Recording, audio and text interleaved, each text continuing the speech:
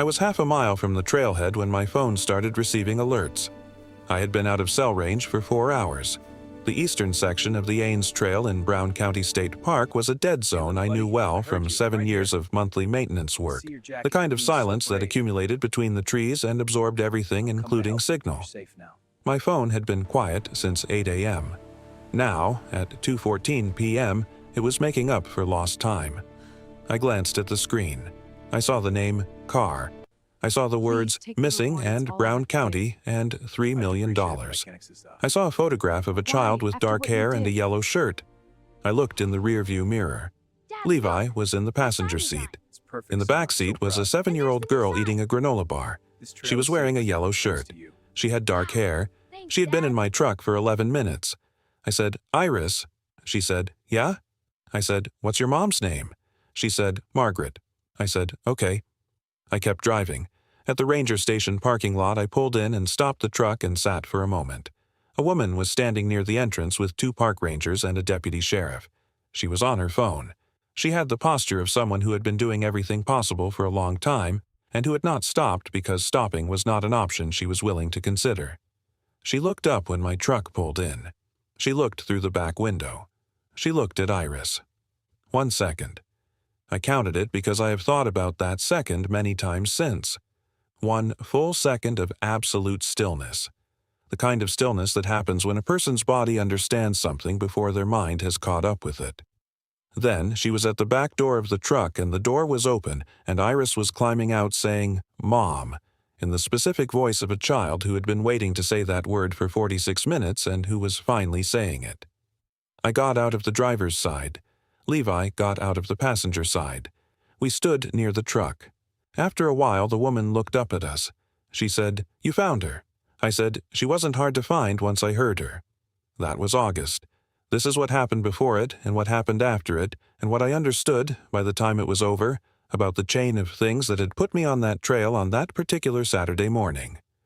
I grew up in Columbus, Indiana, 30 miles north of Nashville, in a town that was larger and less picturesque, and that I left at 22 for an electrician's apprenticeship in Indianapolis before drifting south again, toward the hills and the trees and the specific human scale of a small town that did not ask more of you than you could give. I had been a residential electrician in Nashville, Indiana for 16 years. Not glamorous work, the work of keeping the lights on and the circuits safe and the code compliant in the houses that people lived in. I was not famous in any professional sense.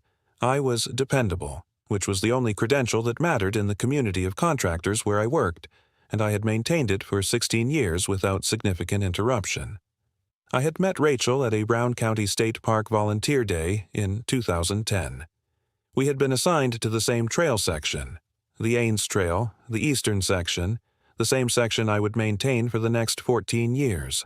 We had spent 4 hours clearing deadfall together and had gone to dinner at a diner in Nashville where we had talked until the diner closed. Rachel was a high school biology teacher. She knew the name of every plant on the Aynes Trail and had told me the names over 4 hours of work, and I had retained none of them and had been paying attention to something else entirely, which was Rachel. I proposed on the Aynes Trail in 2012. She said yes on the Aynes Trail, which was the only correct place to say yes given where I had asked. We married in 2013. Levi was born in 2015. Rachel was diagnosed with melanoma in 2019, an aggressive form, fast-moving, the kind that did not give you much time to argue with it. She died in June 2021. Levi was 6 years old. I had kept the volunteer work after Rachel died. I needed it to be there. The trail was where we had been together first, and it was where something of that remained, not Rachel herself, but the quality of the place as a place that had mattered to us, which was its own kind of presence and which I was not prepared to give up. Levi had started coming on maintenance days in 2022. He was 7. He had his mother's habit of noticing things. He had started keeping sketchbooks from the trail days, drawing what he saw in the specific way of a child who looked carefully and tried to get it right. Plants, trees, light through the canopy, the occasional fox or deer tracks in the mud. He had 22 sketchbooks from the trail days in a cabinet in the living room. I did not know what he was going to do with them. I knew they mattered. On this particular Saturday in August 2024, Levi and I had been working on the eastern section of the Aynes Trail since 8 a.m. 4 hours of brush clearing and log removal in the methodical way that maintenance work required, the kind of physical labor that was its own form of meditation, that asked of the body what the body was capable of giving and left the mind free to be quiet. Levi was 15 feet from me, sitting on a fallen log with his sketchbook, drawing a patch of wild bergamot that had established itself at the trail edge. At 1:42 p.m., I heard something in the brush. I knew this forest. Not from study, from presence, 14 years of monthly presence in the specific section where I worked, enough time to know what the forest sounded like at different hours and in different seasons, and what it did and did not do. What I heard was not an animal. Animals moved through the brush with the confidence of things that knew where they were going. The sound was different, larger and less certain, the sound of something pushing through undergrowth without direction, without the specific intention of an animal that understood its route. I set down the loppers. I said, "Hello?" The sound stopped. I said, louder, "Is someone there?" A child's voice said, "Hello?"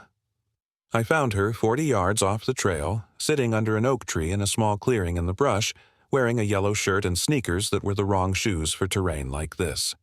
She had pushed through 40 yards of mixed undergrowth following what I could see had been a deer path, a pressed down line through the low vegetation that a child could reasonably mistake for a trail.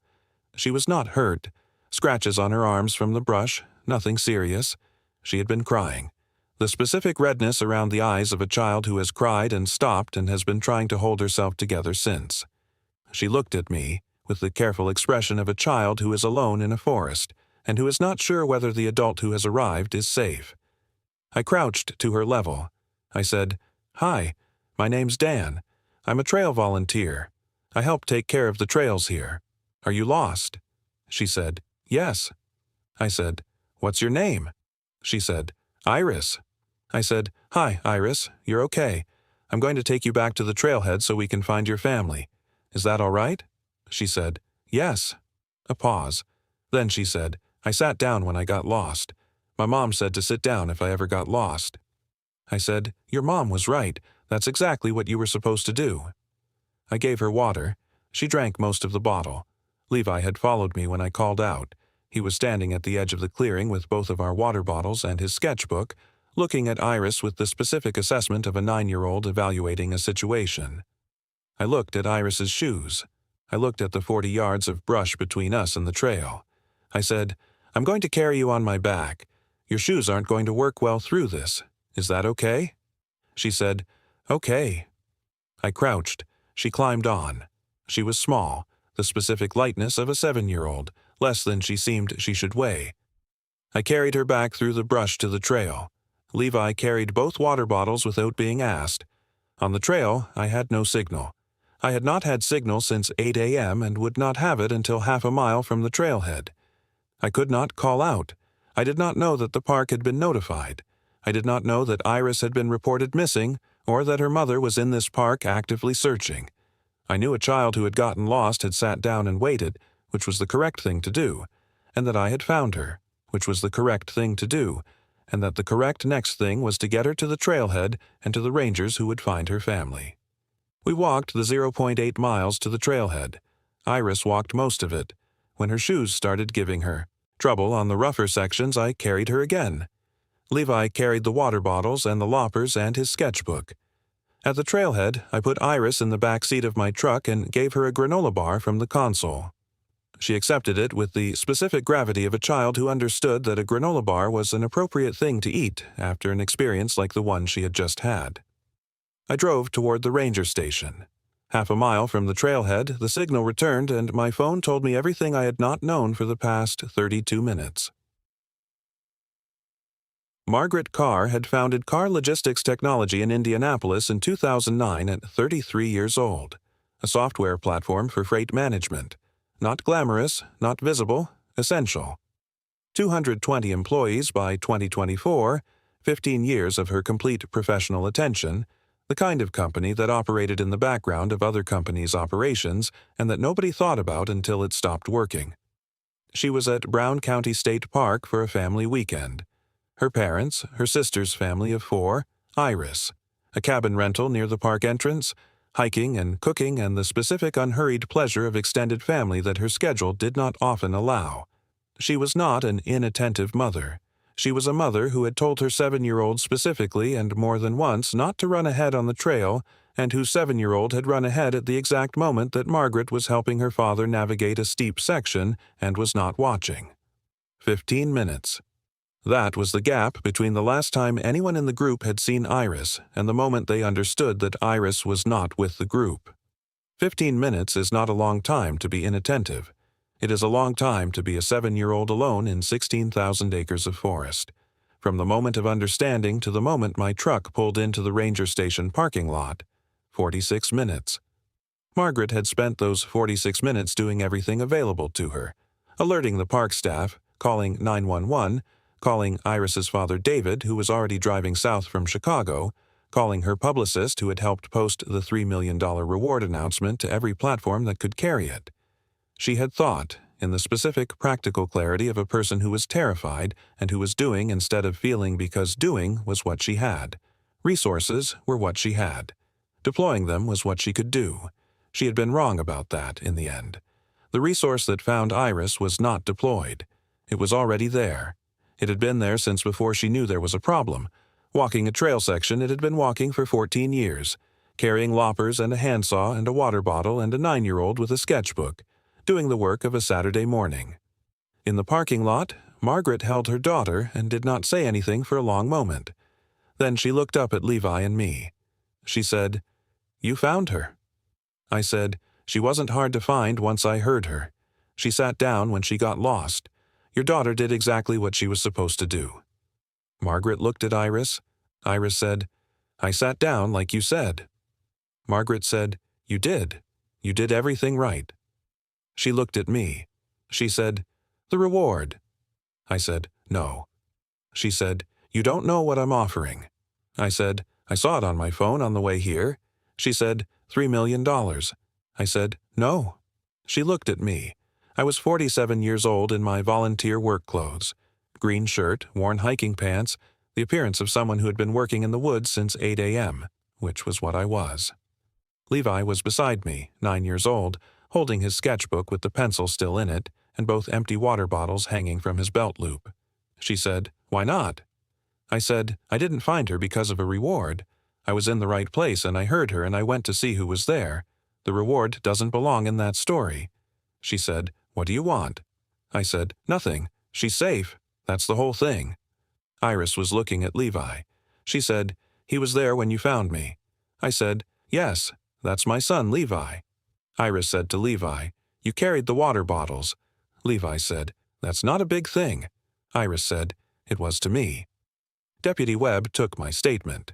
She was professional and efficient and had the quality of someone who had handled situations like this before, the specific relief of a search that ended in a parking lot rather than somewhere else. She asked the relevant questions. I gave the relevant answers. The conversation took 9 minutes. Before we left, Margaret came to me again. She said, "I want to do something." I said, "She's safe. You don't have to do anything." She said, "I know I don't have to." I said, "We're fine. We should get on the road." She said, "All right." She looked at Levi. She said, "Thank you for carrying the water bottles." Levi said, "It wasn't a big thing." She said, "It was to me." I drove home to Nashville, Indiana that afternoon. Levi was in the passenger seat. He had his sketchbook open on his knee and he was drawing. I could see in the periphery of the drive that it was the clearing, the oak tree, the specific quality of the August light coming down through the canopy to where Iris had been sitting. I drove and did not say anything for a while. He said, "Dad." I said, "Yeah." He said, "Is she going to be okay?" I said, "Iris? Yes. She's with her mom." He said, "I know. I meant, was she scared when you found her?" I said, "She had been. She wasn't anymore." He said, "She sat down." I said, "Yes." He was quiet for a moment. He looked at his drawing. Then he said, "We tell kids to sit down when they get lost. In the woods." I said, "Yes." He said, "What if nobody comes?" I looked at the road. I thought about Rachel. I thought about Levi at 6 years old in the months after she died, the specific quality of a child who has lost one parent and who carries in the deep part of his understanding the knowledge of what it is to have someone disappear, and who sits still in the difficult place and trusts, without being certain he should trust, that the remaining parent is staying. I said, "Someone usually comes, if you sit still long enough." Levi said, "That's true." He went back to his drawing. I drove south through Brown County in the August afternoon. The hills and the trees and the specific quality of the Indiana summer light that I had been in since before Rachel died, and that had not changed in 3 years of being in it without her, which was one of the comforting facts about landscapes, that they remained what they were. 3 weeks later, a letter arrived from a law firm in Indianapolis. It was a trust document. It established a scholarship fund in Levi's name, his full educational costs, undergraduate and graduate, at whatever institution he chose to attend. The trust was in Levi's name. I was the trustee. There was a cover letter from the law firm that explained the terms and that noted the fund had been established by Margaret Carr and was irrevocable. I sat at the kitchen table with the document for a long time. Levi came in from school at 3:30 and saw me at the table with papers. He said, "What is that?" I said, "A letter from Margaret Carr's lawyer." He said, "Iris's mom?" I said, "Yes." He said, "What does it say?" I said, "She set up a scholarship fund for you, for school." Levi looked at the papers. He said, "All of school?" I said, "All of it." He said, "Because you found Iris?" I said, "Because you carried the water bottles." He looked at me. I said, "I'm going to call her." He said, "Okay." I called the number at the bottom of the cover letter. Margaret answered on the second ring. I said, "I told you no." She said, "You told me no for you. This is for Levi." I said, "You should have asked." She said, "I know. I counted on the fact that you wouldn't be able to say no for him." A pause. I said, "That's a fairly aggressive move." She said, "I run a company of 220 people. I occasionally have to be aggressive to get the right outcome." I said, "The right outcome?" She said, "Yes." I sat at the kitchen table with the trust document. Levi was across from me with his homework, watching me with the specific assessment of a 9-year-old evaluating whether his father was going to do something that required intervention. I said, "Is there a number I can call if Levi has questions about the trust?" She said, "Yes, mine." I said, "All right." She said, "Mr. Pruitt." I said, "Dan." She said, "Dan. Thank you for going into the brush." I said, "She was sitting there waiting. Someone was always going to come." She said, "You came." I said, "Yes." A Saturday morning in September, 1 month after the August day in Brown County. Levi and I were on the Aynes Trail for the monthly maintenance day. We were in the eastern section. The same brush, the same morning light coming through the same trees. Levi was at the spot where the deer path started, the pressed-down line through the low vegetation that Iris had followed into the forest. He was standing at the edge of the trail, looking at it. He had his sketchbook. I was 10 feet away clearing brush. He said, "Dad." I said, "Yeah." He said, "Should we put a sign here?" I looked at the spot. The deer path was still there, not a marked trail, just the impression of a passage through the undergrowth, easy to follow if you were small and did not know the difference between an animal path and a made path. I said, "What kind of sign?" He said, "Just something, so kids know it's not the trail."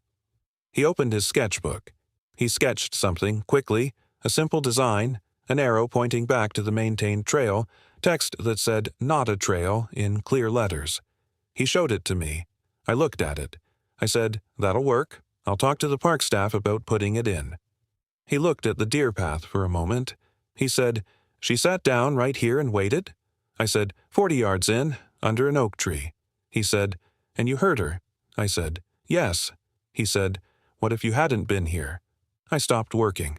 I looked at my son, 9 years old, sketchbook in hand, standing at the edge of a deer path asking the question that had no answer and also had only one answer.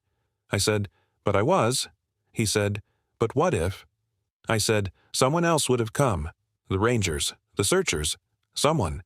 He said, "But you were first." I said, "Yes." He looked at the deer path one more time. He made a note in his sketchbook. He turned back to the trail. I picked up the loppers and went back to work. The trail ran through the forest the way it had run for 20 years. Maintained, marked, clear. At the junction where Iris had taken the wrong turn, there was now a marker that had not been there before, placed by the park staff the week after the incident at my request. A simple arrow. Stay on marked trail. Weatherproof letters. It would not have been there without the August Saturday. It would not have been there without Iris, and without Iris there had to be Rachel, who had made me a volunteer, and Levi, who had carried the water bottles, and a deer path that looked like a trail, and a man in the forest who had been there long enough to know the difference between an animal in the brush and a child. Some things connect the way trail sections connect. Not by accident exactly and not by design exactly, but by the accumulated choices of people moving through a place over time, each choice making the next one possible, the whole thing only visible when you stand far enough back to see it. I picked up the loppers. The trail was not going to maintain itself.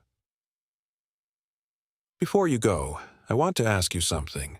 Has there been a time in your life when you were in the right place at the right time, not because you planned to be, but because of something else, some earlier choice or habit or love that had put you there without your knowing it would matter? Those moments don't feel like luck. They feel like something else. Tell me about it in the comments. I read every single one. If this story stayed with you today, share it with one person who needs to hear it. You already know who that is, and if you're new here, subscribe. Every week, a story like this one. Real people, real decisions, the kind that stay with you.